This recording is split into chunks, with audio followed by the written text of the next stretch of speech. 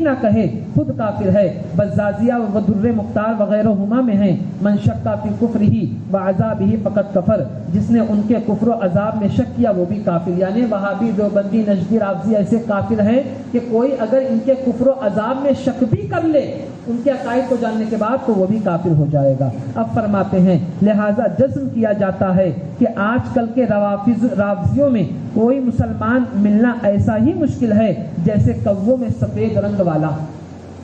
کچھ لوگ کہتے ہیں نا انہوں بھی تو مسلمان داڑھی رکھتے, ایسا کہتے کہ نہیں کہتے معاذ اللہ وہابیوں کے بارے میں. اعلیٰ حضرت سرکار فرماتے ہیں کہ آج کل یہ جب لکھ رہے اعلیٰ سرکار وصال فرمائے گا 100 سال ہو گیا اعلیٰ سرکار کو, فرماتے ہیں آج کل رافضیوں میں کوئی مسلمان ملنا ایسا ہی مشکل ہے جیسے کووں میں سفید رنگ کا کوا. کبھی سفید رنگ کا کوا دیکھا ہے کیا؟ دیکھا ہے کیا کبھی؟ آپ کو ملے گا ہی نہیں. تو فرماتے ہیں روافض میں کوئی مسلمان ہو ایسا ہو ہی نہیں سکتا, وہابیوں میں کوئی مسلمان ہو ایسا ہو ہی نہیں سکتا. ارے کوئی وہابی کہے نہیں میرا عقیدہ یہ نہیں ہے, لیکن اشرف علی تھانوی کے بارے میں کیا کہتا ہے, رشید احمد گنگوہی کے بارے میں کیا کہتا ہے, قاسم نانوتوی کے بارے میں کیا کہتے ہو, تو کہیں نہ کہیں تو اس کا پانی مرے گا اور ان کو اپنا امام یا اپنا جناب یا قبلہ کعبہ مانے گا, بس وہی اس کے کفر کے لیے کافی ہے. فرماتے ہیں آج کل کے رافضیوں میں کوئی مسلمان ملنا ایسا ہی مشکل ہے جیسے کووں میں سفید رنگ والا. ایسوں کے ساتھ مناکحت تو حرام قطعی وہ زنا خالص ہے. اب آیا جواب. فرماتے ہیں ایسوں کے ساتھ مناکحت یعنی شادی کرنا حرام قطعی ہے اور زنا خالص ہے, صرف زنا ہے, اس کے علاوہ کچھ نہیں. اب فرماتے ہیں کہ جو شخص اپنی سنی لڑکی یا اپنی سنی بہن یا اپنی سنی گھر کی لڑکی کو کسی ایسے کو دے تو اس کے بارے میں کیا حکم ہے؟ فرماتے ہیں جو اپنی بہن بیٹی کو ان کو دے دیوس ہے. کیا ہے وہ؟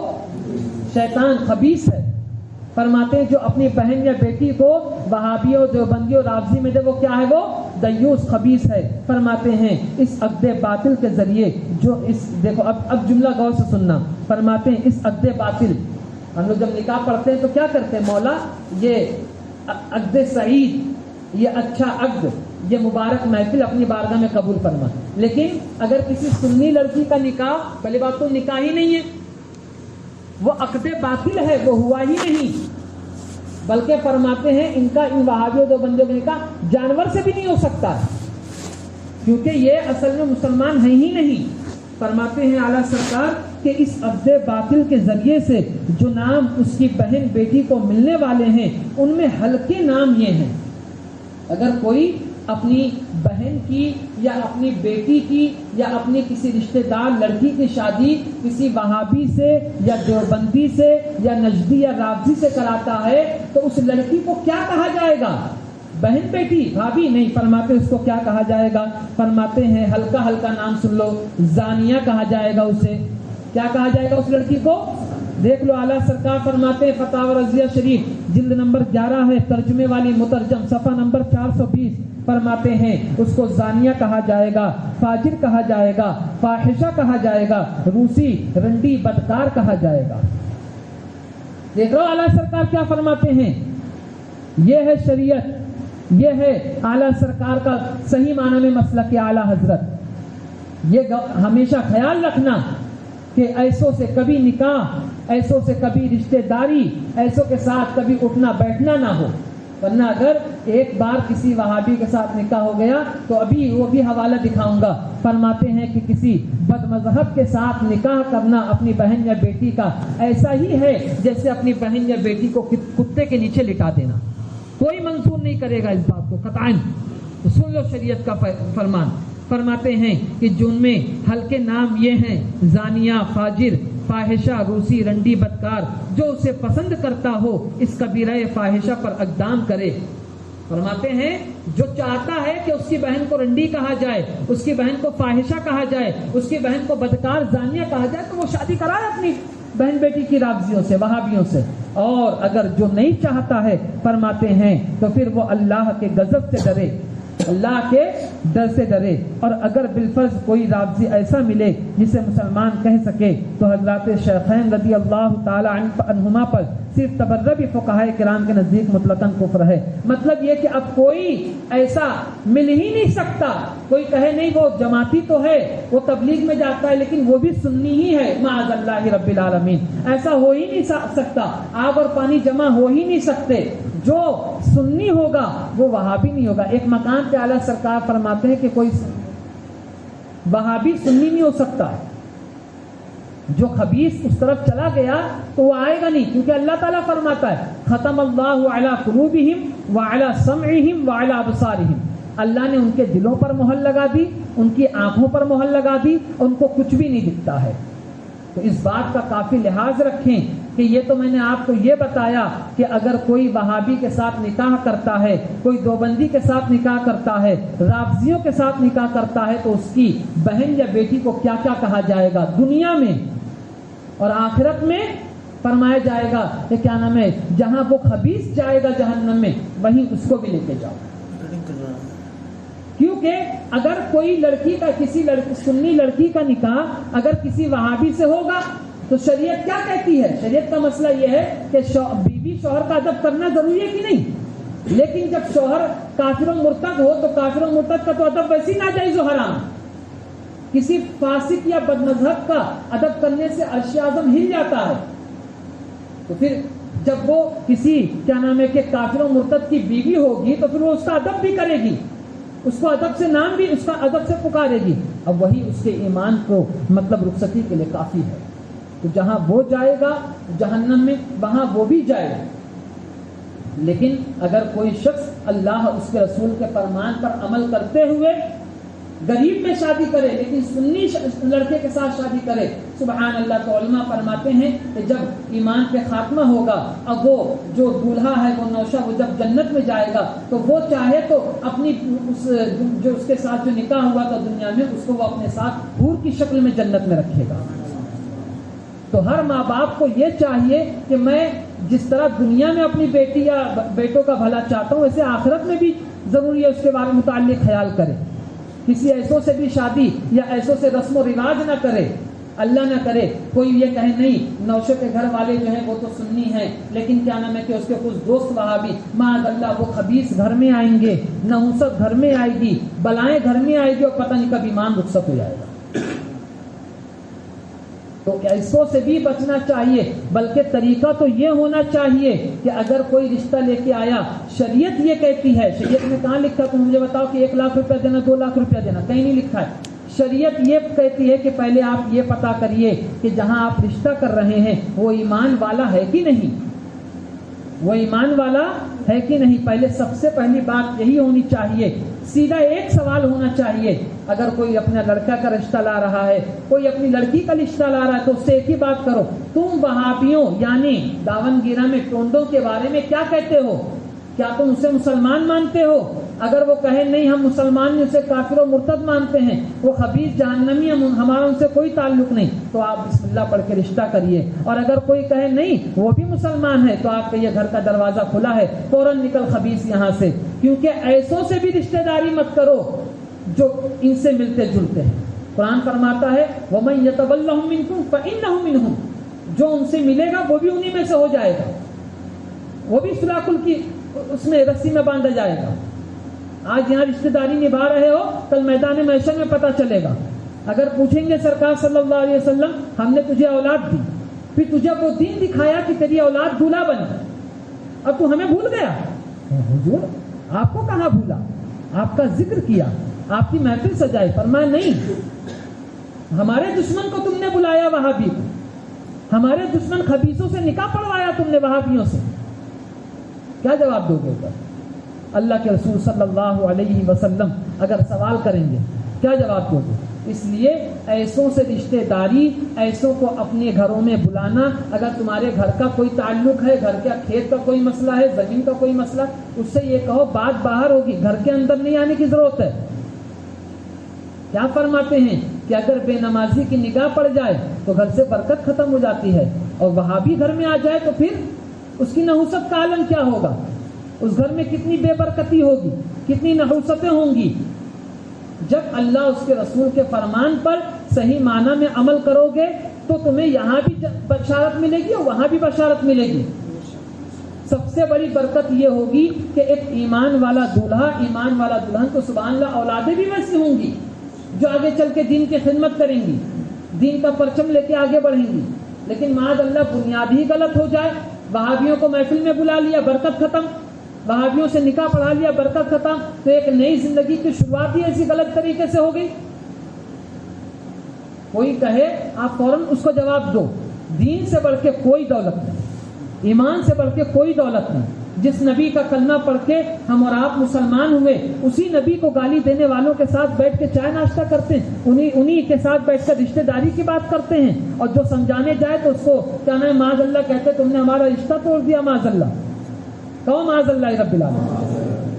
اگر کوئی تم کو شریعت کی بات بتاتا ہے تو اس میں اس کا کیا فائدہ؟ اس کا فائدہ یہ ہے تم مانو گے تو تمہارے لیے نور و نجات ہے. اعلیٰ سرکار نے فرمایا جس نے مانا اس کے لیے نور و نجات ہے، جس نے نہیں مانا اس کے لیے ظلمت و ہلاکت ہے. آج اگر سمجھ جاؤ گے، اپنے گھروں پہ جا کر بتاؤ گے کہ کہیں بھی جاؤ پیاسے ہو، پتہ چل جائے یہ ہوٹل وہابی کا ہے، پانی مت پیو، گھر پہ آ کے پیو. کوئی ضرورت نہیں ایسے ہوٹل سے پانی پینے کی، مر نہیں جاؤ گے تھوڑا دیر پر پیاسے رہ کے. کچھ بھی لے کے کھا لو لیکن ایسے ہوٹل پہ کھانا مت کھاؤ. پتہ چل جائے کہ وہ ہوٹل والا کسی وہابی سے تعلق رکھتا ہے، اس کے ادھر بھی جانا چھوڑ دو. اب آپ بولو گے اس کے ادھر چھوڑ دیا، ارے اللہ کی زمین بہت بڑی ہے، سب کچھ تو اسی کا ہے. جب اللہ اس کے رسول کے لیے انسان لوگوں کو چھوڑتا ہے تو اللہ اس کے رسول اس کے لیے ہزاروں نئے راستے پیدا بھی فرما دیتے ہیں.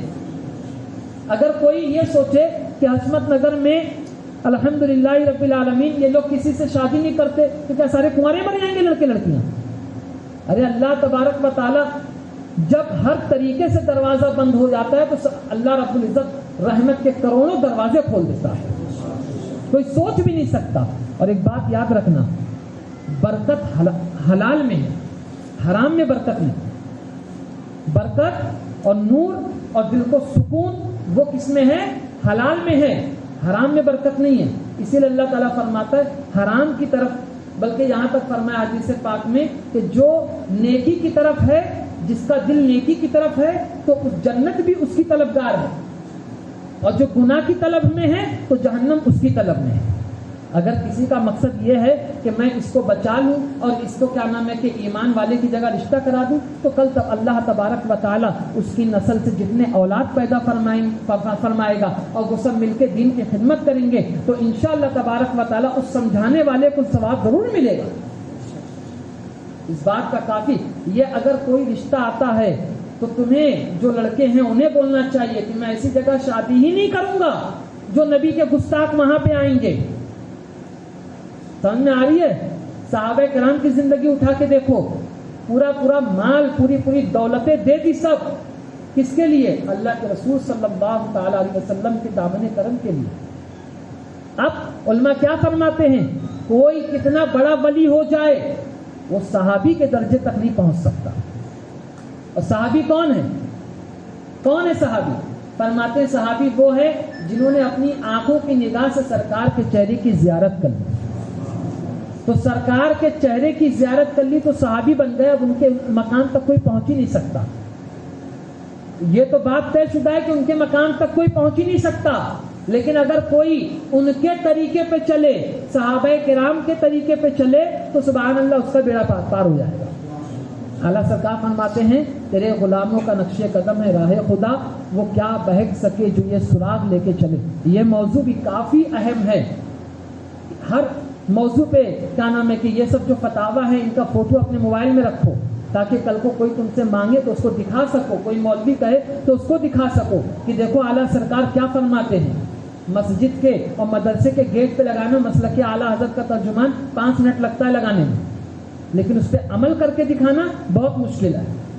یہ لگانا کہ اس مسجد میں نماز مسلک اعلیٰ حضرت کے ماننے والوں کے مطابق ہوتی ہے، اس مسجد میں بیان مسلک اعلیٰ حضرت کے ماننے والوں کے مطابق ہوتا ہے، ایسا لکھ کے لگانا ایک پوسٹر پہ بہت آسان ہے، لیکن اس کے مطابق کر کے دکھانا یہ کیا نام ہے انگارے پہ چلنے سے زیادہ مشکل ہے. اگر کوئی تم سے کہے تو یہ کہو تم ایسا فتویٰ دکھاؤ جہاں پہ لکھا ہو کہ ان کو اپنی شادی میں بلانا جائز ہے، گستاخانے خدا و رسول کو اپنی شادی میں بلانا جائز ہے، کوئی ایسا فتویٰ دکھاؤ۔ قیامت تک کوئی نہیں دکھا سکتا، کیونکہ قرآن کہہ رہا ہے کہ ان کے ساتھ اتفاق نہیں ہو سکتا، حدیث کہہ رہی ان سے اتفاق نہیں ہو سکتا۔ اعلیٰ سرکار کے فتاوی بھرے پڑے ہیں صرف وہابیوں سے شادی کرنے اور ان کے متعلق جو احکام ہیں، ہزاروں لاکھوں فتاوی ہیں۔ یہ تو ایک رسالہ ہے صرف جو اعلیٰ سرکار نے تحریر فرمایا، ازالۃ العار، ہزاروں رسائل اعلیٰ سرکار نے اس رد میں، ان کے رد میں لکھے۔ اور ایسی شادیوں میں بھی اپنے گھر والوں کو جانے مت دو جہاں پہ کوئی وہابی آئے گا، جہاں پہ کوئی اتاری آئے گا، جہاں پہ کوئی شاطری آئے گا، جہاں پہ کوئی تطہیری آئے گا، وہاں بھی جانے مت دو۔ ایمان تو نور ہے اور نور گلیز جگہ میں نہیں ہوتا ہے، یہ اس بات کا بھی خیال رکھو، نہ اپنی شادیوں میں، نہ اپنی محفلوں میں، نہ اپنی خوشی کے دن میں، نہ اپنے غم کے دن میں کسی ایسے کو بلاؤ اور نہ ان کے یہاں جاؤ۔ معلوم پڑ جائے کوئی تطہیری، اس کو بھی لات مار کے بھگا دو، معلوم پڑ جائے کوئی افطاری ہے، اس کو بھی بھگا دو۔ پاک لوگوں کی محفل پاک رہنا چاہیے، اس میں کسی کا، اگر دودھ ہے تو دودھ میں تو پانی کی ضرورت ہی نہیں ہے، ڈالنا ہی نہیں چاہیے۔ تو دودھ جو اصلی ہے اس کی بات ہی الگ ہوتی ہے، وہ خود بتاتا ہے۔ اسی طرح بالکل ایک دم جو کہتے ہیں نا کہ دودھ ہوتا ہے نا، اس کے اندر سے جب مسا نکالتے ہیں تو پورا جو ایک دم اوریجنل چیز ہوتا ہے وہ نکل جاتا ہے۔ تو بالکل ویسے ہی رہنا چاہیے اپنی محفلوں میں۔ وہابی، دیوبندی، نجدی، رافضی اور تمام گمراہ گر تنظیمیں، دعوت اسلامی، سنی دعوت اسلامی، تطہیری، منہاجی، شاطری، جتنے ہیں، تاویل پادری، کافر نائک، ان سب کا رد کرو تاکہ تمہاری اولاد کو معلوم پڑے کہ میرے باپ نے بلڈنگ تو بنائی لیکن اس کے ساتھ مجھے اس نے ایمان جیسی دولت عطا فرمائی ہے، جس پر میں لے کر انشاءاللہ تعالی آگے بڑھوں گا۔ تو اس بات کا کافی خیال رکھیں، کہیں بھی رشتہ داری ہو تو اس بات کا ضرور ذکر کریں۔ ہمارا کام ہے تم تک اس بات کو پہنچا دینا جو اعلیٰ سرکار اپنی کتابوں میں لکھ کے چلے گئے۔ اعلیٰ سرکار نے یہ نہیں فرمایا ہے کہ 4 منزل کا مدرسہ بناؤ گے تبھی وہ مدرسہ مانا جائے گا۔ اعلیٰ سرکار نے یہ بھی نہیں فرمایا ہے کہ کیا نام ہے کہ تم مدرسہ چلا رہے ہو، اس میں چندہ دے رہے ہو، بس خالی دیتے رہو۔ اعلیٰ سرکار نے فرمایا ہے کہ میرا دین و مذہب جو میری کتب سے ظاہر ہے اس پہ قائم رہنا ہر فرض سے اہم فرض ہے۔ چندہ تو بہت ہو رہے، داون گرہ میں چندہ ہی ہوتے رہتا ہے، خالی لاکھوں کروڑوں کھا رہے ہیں۔ بتانے کا مقصد یہ ہے دین کسے کہتے ہیں، جو اعلیٰ سرکار نے ایک جملے میں فرما دیا، کیا؟ میرا دین و مذہب جو میری کتب سے ظاہر ہے اس پہ قائم رہنا ہر فرض سے اہم فرض ہے۔ اب وہ یہی فتاوی رضویہ شریف میں اعلیٰ سرکار نے فرما دیا، صاف کہنا میں پڑھا لکھا نہیں ہوں لیکن اعلیٰ سرکار نے فرمایا ہے کہ اگر کوئی اپنی بیٹی کا نکاح وہابی یا دیوبندی میں کرے تو وہ خود کیا نام، وہ بھی جہنم میں جائے گا، وہ لڑکی بھی جہنم میں جائے گی اور اسے بھی عذاب ملے گا۔ اس بات کا کافی خیال رکھو۔ ایک آخری بات جو مدرسے کے تعلق سے بتانا ہے،